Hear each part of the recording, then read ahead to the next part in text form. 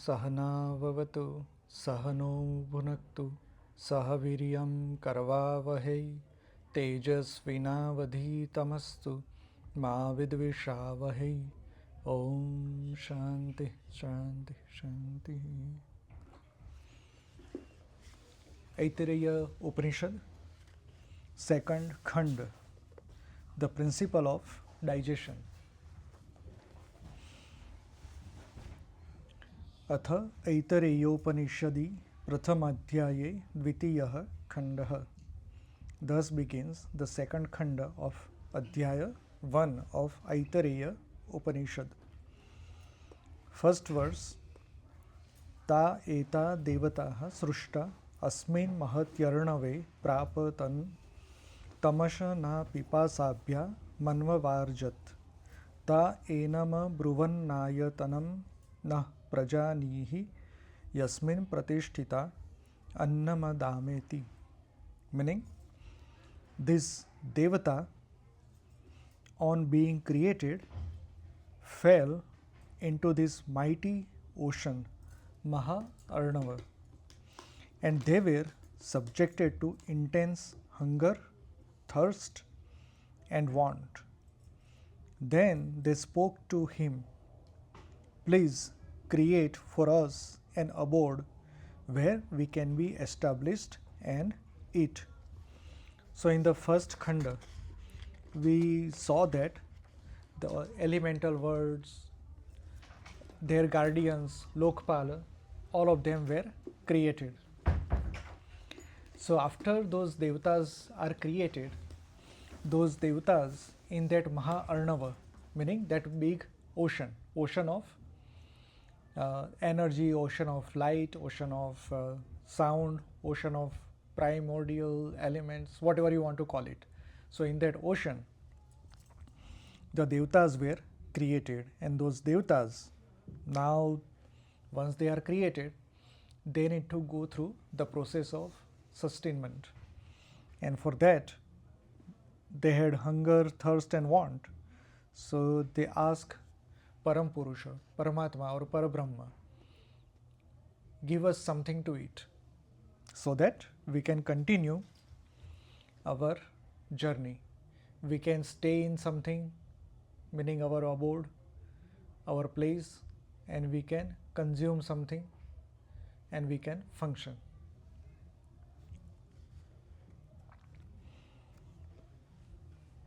Second verse. ताभ्यो गामानयत्ता अब्रुवन्न वै नो अयमलमिति ताभ्यो अश्वमानयत्ता अब्रुवन्न वै नो अयमलमिति.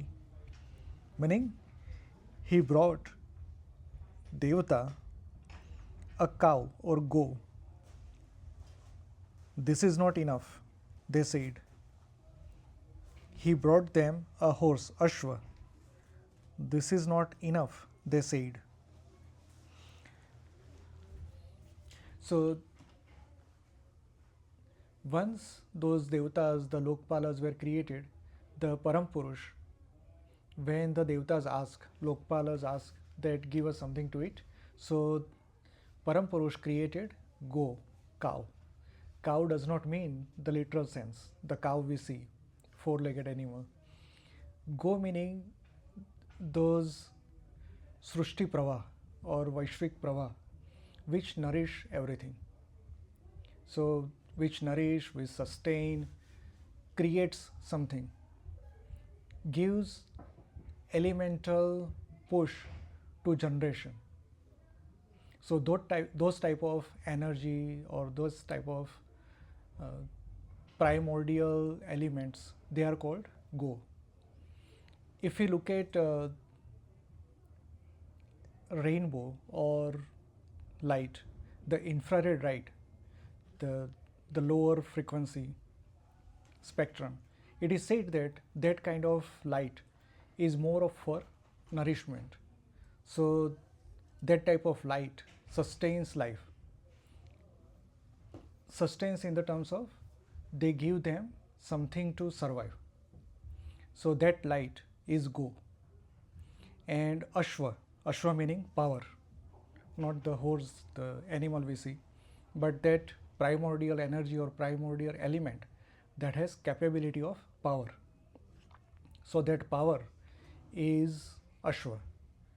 We can compare that in light spectrum, the ultraviolet rays. Ultraviolet has more power and it can kill or destroy certain life forms, and it has a higher frequency, that is Ashwa. So Go and Ashwa, they always go together. Even in Vedas, they always talk about these two entities of Indra, two entities of Surya, two entities of Ashwini Kumar. So for them, or even Mitra Varun, they always are pair or twins. So they always go together.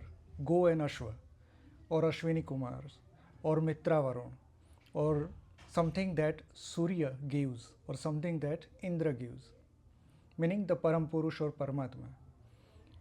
We can also think in our body, in the Kundalini system, there are two life channels, Ida and Pingala.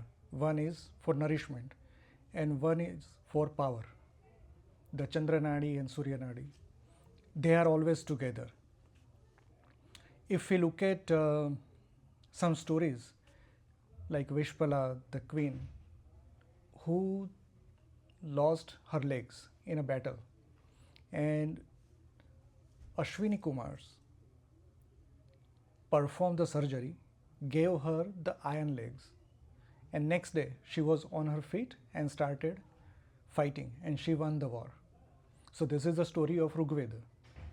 Now Ashwini Kumara, they are not descending something from above heaven, but they are more of a, whoever the surgeons or whoever the Vaidyas, the Ayurvedic healers were there, they use these qualities, the natural qualities like Go and Ashwa, nourisher and power, in some form of medicine, some form of aushadhi. And because of that, the surgery was successful. Overnight, she was ready to fight. Many a times, Mitra Varun, these two entities are always mentioned. So Mitra, which is helpful, friendful, and which is Saumya in nature, and Varuna is fierce, powerful in nature. They are also mentioned together. We always see Varun Dev as Surya, not Surya, Samudra Dev, or something that is related to fluid or water. But in Vedas, Varuna is not alone. He is always mentioned with Mitra. So Mitra Varun, those two entities. In nature, there are four fundamental forces. So electromagnetic force and gravitational force. We can say that gravitational force is like Go majority of the times, barring certain entities like black holes. But above, among all these four forces, the gravitational force is something which sustains the world. So that is like a Go or Mitra. And electromagnetic force, the Chumbakiya Kshetra, Vij Chumbakiya Kshetra, that is more of a, even though it is Saumya in nature, it is more fierce, more powerful compared to gravitational force. So that is like a Ashwa. So Go and Ashwa or Mitra Varun or Ashwini Kumars are referred here. So they are created. After those Lokpalas were created, the basic elements were created, basic energy, the primordial energy was created.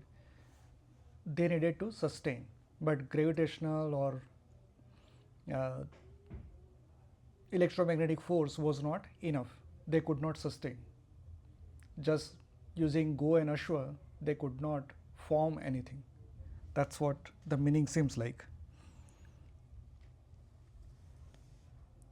In third verse, Tabhyah Purushamanayatta Abruvan Sukrutam Bateti Purusho Vava Sukrutam Ta Abravidyatha Yatanam Pravishateti.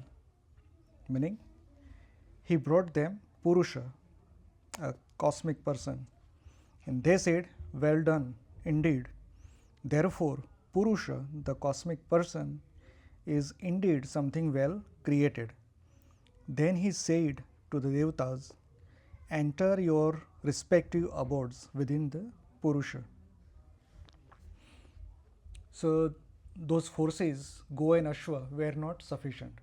Then the Parampita or Paramatma or Parabrahma created a Purush, Virat Purush or Vairaj Purush. And Puranas, they talk about many stories around this.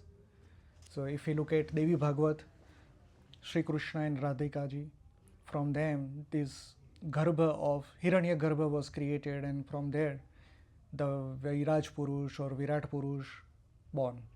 And in that Purusha, every cell is one cosmos or one cosmic egg. In that there are three devas, Brahma, Vishnu, Mahesh, in every cell. And this is how the universe is created. Here, uh, the Rishi says that the Purusha was created. He doesn't mention anything more than that. But now the Lokpalas or Devtas, they become part of this Purusha. They feel good that now they have some place to live and sustain themselves. Their function can continue using that Purusha as abode. Now that Purusha could be the first, if we look at the churn of our galaxy, Milky Way, there is a center, and that center is a giant black hole, and there is very massive structure around it, very bright, many, I think it's the densest part of the galaxy. That means there is something there which is kind of Sheshashayi Vishnu. It feels like the Vishnu is sleeping there and he is holding everything. So that Purusha is there, meaning from the primordial elements and energy, something more sustainable was created, like planets, I mean, not planets, stars, and stars afterwards, planets or other bodies where the things can sustain. If we look at Earth, Earth has Vayu Deva, Varuna Deva, there is Surya Deva in the center. All the 5 elements or 8 elements, so to speak, Apara Prakriti, Jivas, everything. But if Earth is there, then only they could live and sustain. Meaning there is some entity, a primordial entity, primary entity or first entity, which the Shastras call Virat Purush or Vairaj Purush. That was created first, and that holds all the Devatas or everything. And that could be the source for the rest of the material in the galaxy. It's quite possible.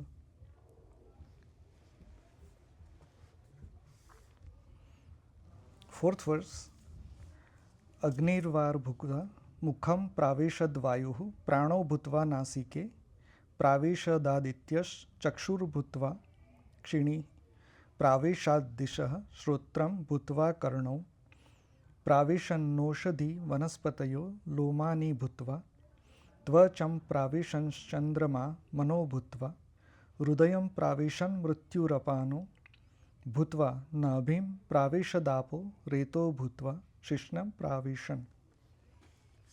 Meaning, the fire, Agni, became speech and entered the mouth. Vayu became prana and entered the nose. The sun, Surya, became sight and entered the eyes. The directions, Disha, became hearing and entered the ears. Aushadhi and Vanaspati, the plants and herbs, became hair and entered the skin. The moon, mind, became Chandrama, became mind, man, and entered the heart, Hriday. Yama or Mrityu became the downward going energy, Apana, and entered the navel, Nabhi. The fluids became semen and entered the organ of procreation. And this is how Virat Purusha and his all the limbs, they became various Lokpalas and Devatas. This is in a nutshell called Panchikaran. There is a concept of Panchikaran. There is a separate book also. I don't know who wrote it, But in medieval times, I'm talking about some 1,000 years ago, there is a Panchikaran Pustika, and in that all this aspect is mentioned. So it's like a summary of the Upanishads when they talk about how the elements are created, and from various elements which devta, and from which devta which part of the body, and the sense or that power comes from. So that all is mentioned here, and it is mentioned in nutshell here. So the mouth, it comes from speech, and speech comes from Agni. Similarly, because there is mouth, there is speech or vaka, it creates Agni. So it's both ways. Agni creates speech and mouth creates speech and Agni. Now, this Agni is not a flame, but whenever we do Havan or that kind of process, we light a lamp, diya, and then when we chant some stuti, sukta or stotra or mantra, that creates kind of a bond. That bond is with the Agni Deva. Because Agni Deva gave speech, it entered the speech of Virat Purush, that means every individual. I'm not just talking about humans, but any animal, or for that matter, any type of jiva. Could be river. River also has speech. River can also speak. Not in our terms, like mountains. Mountains can also speak. Stars can speak, but not in our terms. It's a different scale, different type of vibrations, different type of communication method. So they all come from Agni. And if we look at science, the sound is created with vibration of some medium, some particles in the medium, and that vibration has to be created with some energy. So that energy is something which is non-zero state, meaning there is some energy, and whenever there is energy, there is fire or Agni. Because 0 degree Kelvin for us is the lowest temperature. Anything above that is fire or Agni, and that creates vibration. That vibration has sound. And sound also, when we speak, there is a vibration happening in the particles of air, and because of that vibration, it is compressed, and that also creates fire or Agni. Very tiny, very minuscule, but still it creates that. But here what Rishi wants to say is, when we do Hom or Havan, that Agni, and when we do Stuti, we create this bond, the original bond, because speech comes from fire, Agni, and with the speech, we are starting that root process. We are kind of connecting Agni Deva. Similarly, Vayu became Prana, entered the nose. So when that Vayu enters nose, our Nasika, meaning Param Purush versus individual Purush, or meaning individual Jiva. So that Vayu enters as Prana, and we also create Prana that goes outside. We call it breathe, taking in, taking out. Oxygen versus carbon dioxide. But if we look at tree consumes that carbon dioxide and gives us oxygen back. So for trees, it's the reverse process, especially during daytime. So whatever we generate out, that is still prana, and that prana we cannot use it, but trees use that. So for trees, that becomes prana for the daytime or for that time being. So that is all, that is the connection between us and Vayudeva. But we take it granted, right? We do not thank Vayudeva. We always breathe, but it's free and it just happens, so we do not care. But when something happens, like if we catch cold or we have some infection, then we understand the meaning of Vayudeva. we start feeling uncomfortable. But still, we do not pay respect to Vayudeva. So it is important to do that. We pray to all the Lokpalas, all the gods, all the devas. We do Agni Havan and pay respect or light a diya. At least we do that. But we forget about Vayudeva because that is free. Sun, Surya Deva, became sight and entered the eyes. Somehow we do this. So we have a process of giving arghya to Surya Deva, like offering water, right? So because sun, Surya, became sight, and from that sight the eyes were created. So now eyes are looking at the sun and creating that root bond. So that is the process. Directions, Disha, became hearing and entered the ears. Again, this is taken for granted because we hear. Whatever we hear, it just falls on our ears and that's it. So we forget to, at least in some process, some havan or homa, there is a, in that process, there is a naman to Dikpalas, meaning all the Disha and their Lokpalas, the controlling entities of all the Dishas.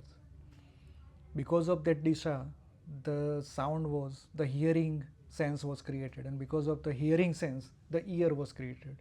And once ear is created, the hearing is possible, and hearing is possible, then the Disha can be possible. For Disha, we rely on multiple things, but the fundamental is this Dikpala, who control the entities of directions and hearing, sense of hearing. If something happens to our ears, some infection or anything, then we lose our balance, meaning we lose our direction. We forget how to balance. So at that time, it makes us realize that there is Dikpala and start being humble about that. Then herbs and plants, Aushadhi and Vanaspati. So every plant that we see is Aushadhi, meaning it has some medicinal property. It can heal mind, it can heal body. So that is medicinal property in every single plant. Even there are poisonous plants, but if consumed in less quantity, it helps certain things. We forget or we do not believe in this process, but Ayurveda definitely has some potent medicines, and it always talks about this. It maintains that each and every plant has medicinal property, and that's why our Vedas, Upanishads, they always use this word Aushadhi, Aushadhi for plants. And Vanaspati in Vedic term is only Soma, Somlata or Somavalli, because Somadeva is the controller entity of forests or the Aushadhis. So only Somadeva is Vanaspati. But in modern terms, it is now different. We use Vanaspati for everything. We use Vanaspati for herbs, plants. And because of that, there is hair. And because of hair, there is skin. We at least do some process. We pray to Tulsi Ma. We use Tulsi Ma in many of the prayers and puja. So at least it is there. Then Pipal Vruksh, Ashwatha Vruksh, we also pray, especially ladies, they offer water and tie sutra. So these are all the process to connect with the root, because the herbs and plants, Vanaspati and Oshadhi, they gave the Param Purush hair and skin. If we look at Mother Earth, if we look at all the Oshadhis and Vanaspati, they are like hair grown from the skin of Mother Earth, if we try to compare that. So that is also in the cosmic term, whatever happened to Param Purush, the Virat Purush or Viraj Purush, also happens locally to Mother Earth, also happens locally to us, every individual. Now, if you look at sun or maybe river, river may not have a skin or skin that we can think of. But if you look at surface tension that water creates, it's kind of a skin for any fluid or any water type entities. And anything that floats over that surface, it's like hair for that. So even though we do not find exact resemblance, but there is this is metaphorically, we can say. And then Chandrama became mind and entered Hridaya, heart. This connection we kind of know even in Jyotish Shastra. Moon is Karaka of Mana or mind. Whatever happens in our mind is related to Chandrama.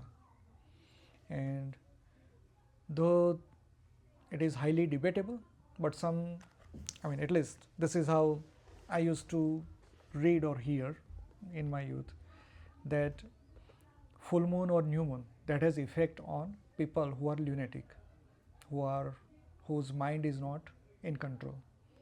So Chandrama has some effect. Even if we look at full moon, we feel good, but just looking at it. And if there is no moon, if it is dark, then we feel little bit frightened. This is natural process.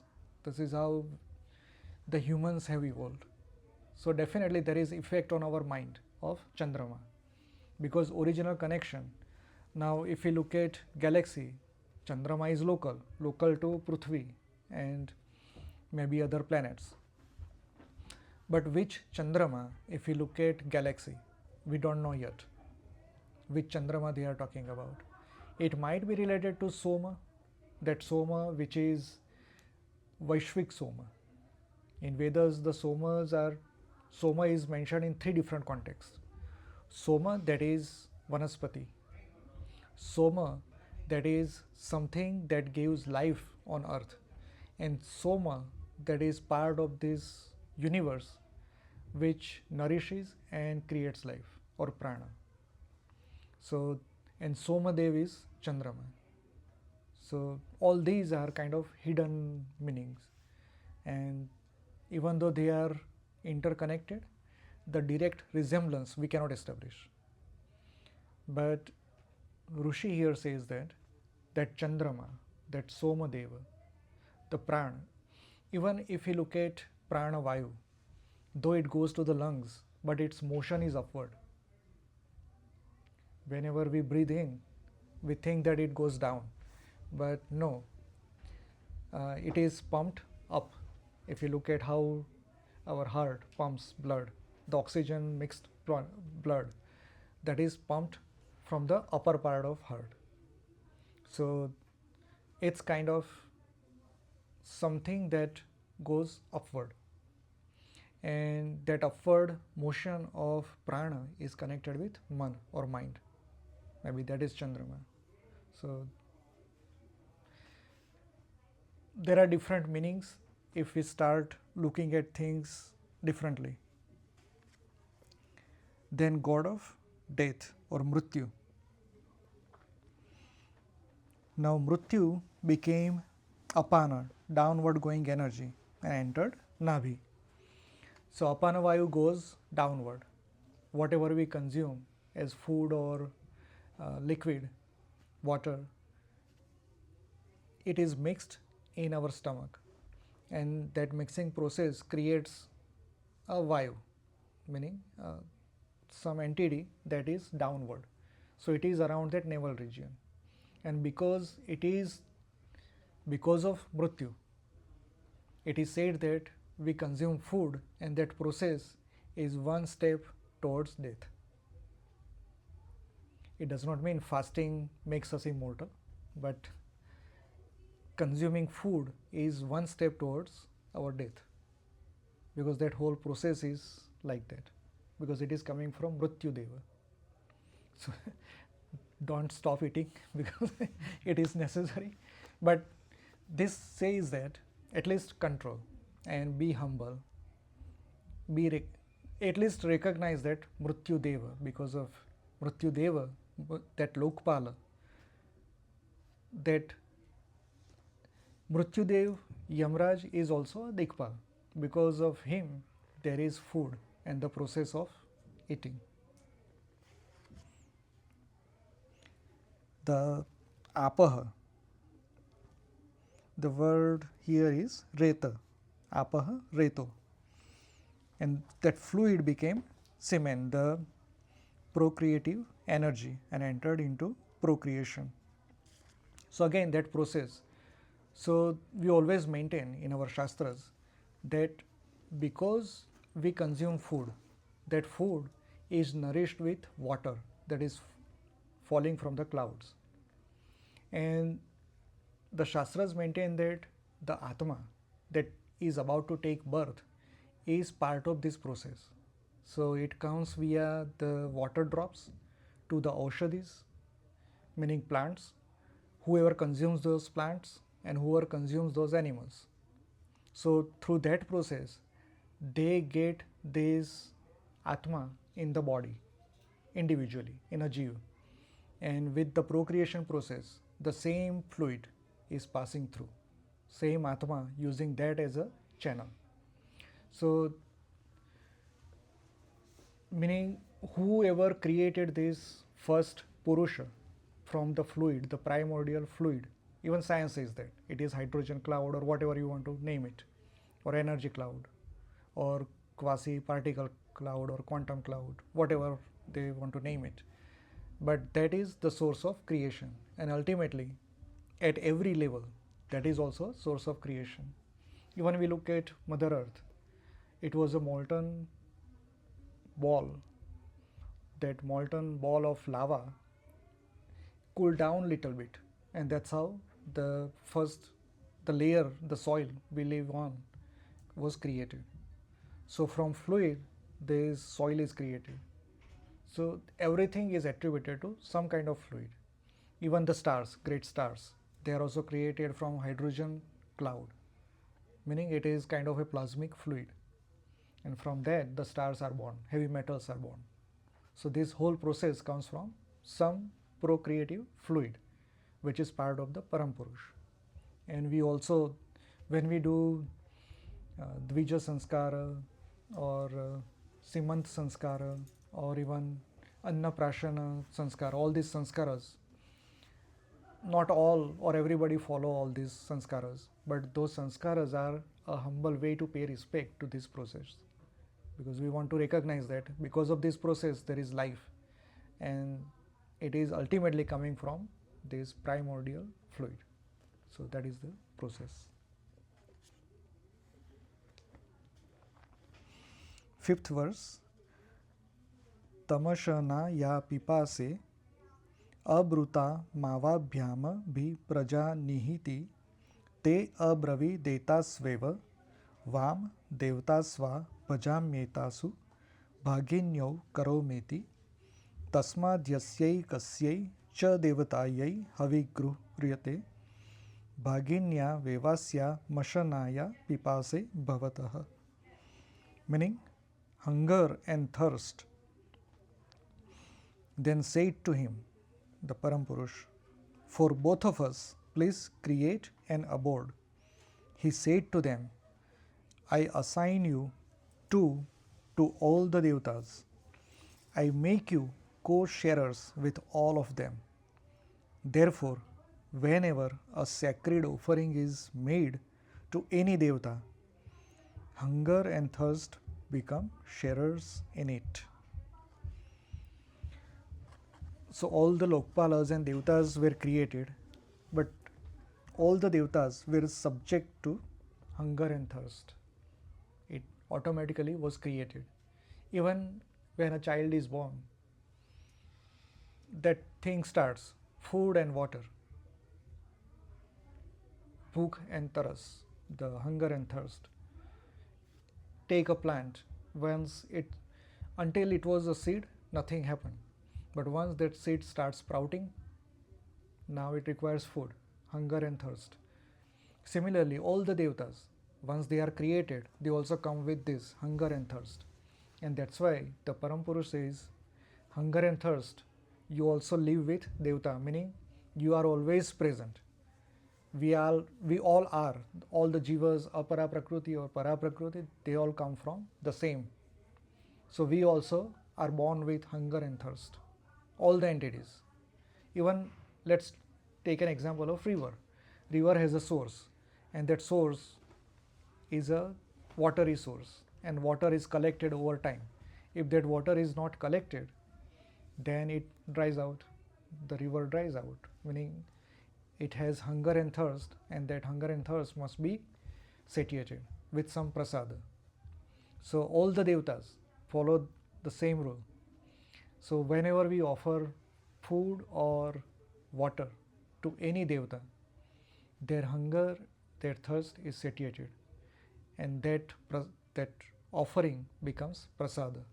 So that is the whole notion of giving prasada to devata. Whenever we do any puja, the prasada must be there, because that is, even though the devata cannot consume whatever we are offering, but that is a notion, that is a respect, that is a bhava that we create. And somebody would argue that if devata doesn't take, we cannot see or feel, nothing is being consumed, then why should I offer? Why should we offer? Then there is a shloka, Om Purnamada Purnamidam Purnat Purnamudachyate. Right? So this, once we offer this prasada, whatever offer we offer, that is whole. Even though devata consume, we cannot feel that, because we do not have those senses. We do not have that sadhana. We do not have that tapa. Once we know that, once we understand this process, we will feel that okay, the prasad is consumed, and still it is still intact 100%. From Purna, I am taking something, but it still becomes Purna. It still stays Purna. And that's how we take prasada. And very recently, just 125 or 150 years ago, Ramakrishna Paramahans, it is said that he wouldn't consume any prasada until Ma Kali takes that food offered by him, meaning physically. If prasada is there, not just bhava, he wouldn't consume any prasada with just bhava. He would say, unless and until Ma, you take bite from me, I will not consume this as prasada. And there is a story. I mean, again, this is story. Nobody is there to prove it. But the story is some, not Swami Vivekananda, but some other disciples. They grew curiosity, or their logical mindset, how can a Kali appear here and consume something like this? So they wanted to watch the process. So when they watched, they could not see Kali, but they saw a black cat who would take that bite. Now how that black cat appeared, where that black cat went afterwards, because they are not worthy of seeing Ma Kali, right? And that's why they saw it as a cat, a black cat. But for Ramakrishna Paramahansa, Kali, he would put his finger to the nose of the murti that is in Dakshineshwar today. He would put his finger. If it starts breathing, then he would start his puja, and then he would offer. And until and unless Ma consumes that bite, he would not take that as prasad. So this is how it was. Again, whatever we want to believe, we can. This is a process of faith, but this is the story. This is how it goes. In old times, this story is connected with Srinathji. There is a, we all know, right? Srinathji, there is a murti of Sri Krishna in Rajasthan, and that is called Srinathji, Nathdwara, that is the place. But if we look at closely, the Shrungar of Srinathji is in the form of a woman. He has Nathni and all the mala and everything, like as if that's a woman idol. But we know that Sri Krishna is a male deity, right? Then why he was or he is always, his Shrungar is like a lady? So the story is there is a bhakta some 500, 600 years ago. His name was Bhakta Bodana. He was from North Gujarat, that part. There is a place called Bahucharaji or Becharaji. It's a very well known place in North Gujarat for mother, a form of mother, Adi Shakti, Bahucharaji.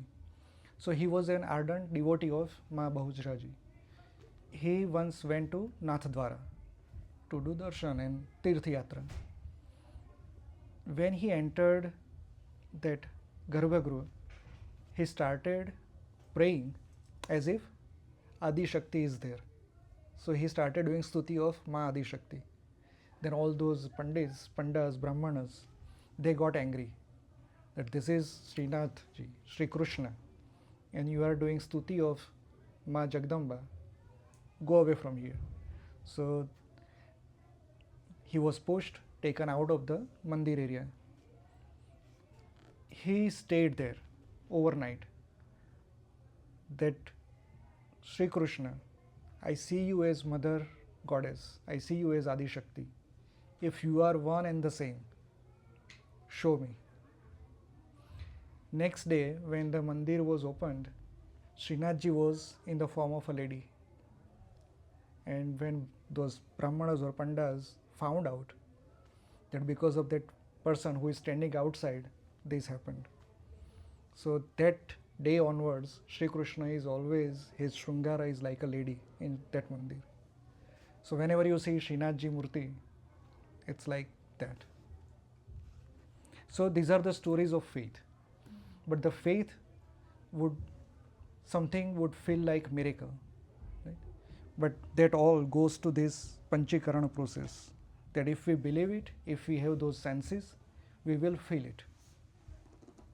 There are many rays, many different types of rays coming to this point, to our body, to our mind. There is gravity, gravitational force that is pulling us. All this is happening right away, but we do not feel it because we do not have those senses.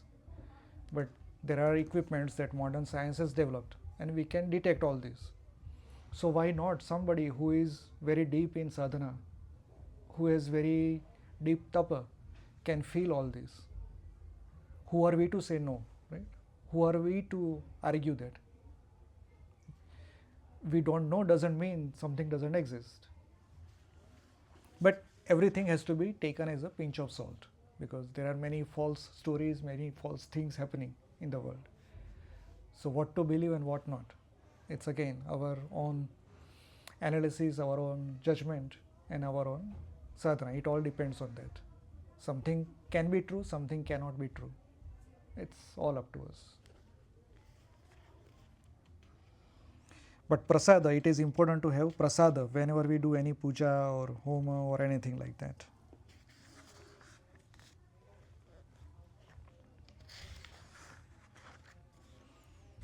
So in third khanda, contemplation on who am I. So now the Srushti is created, there are Lokpalas and there are places for Lokpalas. Now the question is, who am I? The very basic question. Now the question starts. अथ ऐतरेयोपनिषदि प्रथमाध्याये तृतीयः खण्डः. So this is the third khanda of Adhyaya 1 of the Aitareya Upanishad. First verse. Sa ikshate me nu lokascha lokapalaschanna mebhyah sruja iti. He contemplated thus, here are the worlds and the guardians of the worlds or lokpalas. Now let food be created for them. We ended with offering prasada, but prasada has to be created. So that Paramapurush, Paramatma, Parabrahma now thinking about creating that food. second verse, so apobhya tapatabhyo abhitaptabhyo murti rajayata ya vai sa murti rajayatanam vai tat. So Paramatma performed intense tapa or austerity or dhyana on the apaha. From this intense tapa, there emerged a murti. This murti so emerged was indeed food.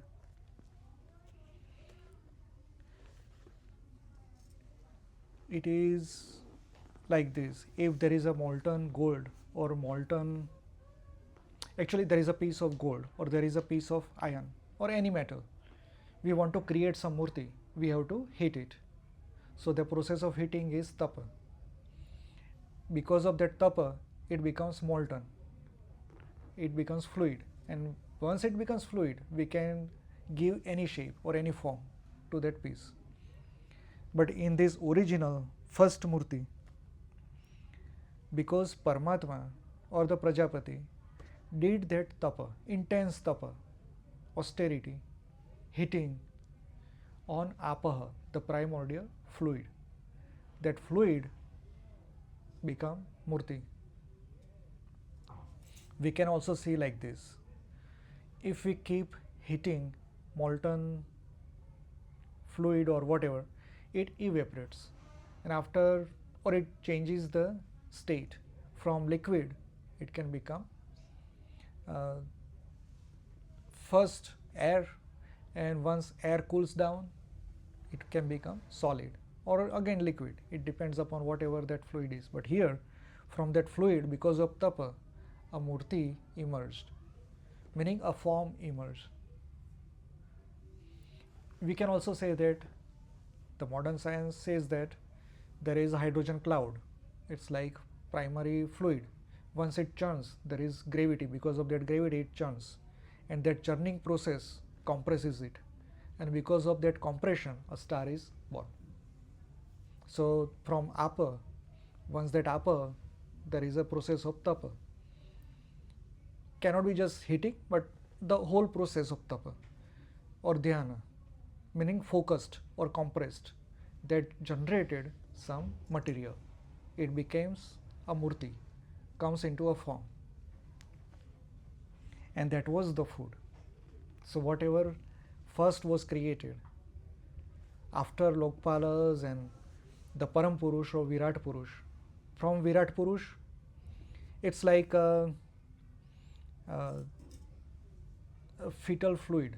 When the fetus is within the womb, whatever that body is, outside that body there is omniocentric fluid. So from that fluid, imagine that Vairaja Purush was created. There were Lokpalas, there is hunger, thirst and everything, but that fluid is still there. So from the rest of the fluid, this whatever is created, a murti, that is anna, that is food for everything. It could be that primary stars, because of those primary stars, everything started. So let's imagine that one of the primary stars is sun. It is not true, but let's imagine that it is sun. Because of sun, there are other materials garnered together, and that became planets. One of them is Mother Earth, and because Mother Earth was created, that sustains all the Lokpalas, Vayu, Agni, Varun, all the Devatas started emerging around it, and they consume, so to speak, Earth, because they sustain on that. There is everything is a cyclic process. So because the whole process is created from a murti, they got their food. So very, very interesting how Rishi, in this case Mahidasha, Aitareya, in very short words, see, when we compare this with modern science is books and books, volumes of books written on all this, right, in very great details. But our Rishis, they do not go into the process. They tell us end process. meaning what happened in very nutshell. But it is kind of a puzzle. Now we need to unfold it and try to understand what they are trying to say. Until and unless the modern science was there, especially the medieval times when people were not well learned because of many reasons, people forgot the roots, they lost all that knowledge, and because of that this all became like a myth. This is myth, this is story, who is going to believe this? But now we started believing again, because now we have something, some tool that takes us back to the root. So there is truth, but that truth, that process, that system was missed maybe last 1,000 or more than that. So those years we lost all that. But glad that modern science, thanks to that, we are coming back to our roots. So now we can appreciate all this, right?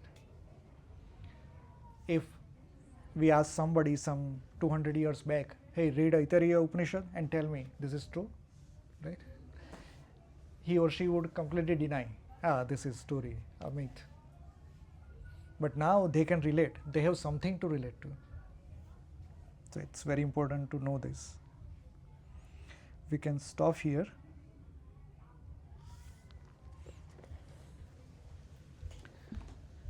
Om Purnamada Purnamidam Purnat Purnamudachyate Purnasya Purnamadaya Purnameva Vasishyate. Om Shanti Shanti Shanti.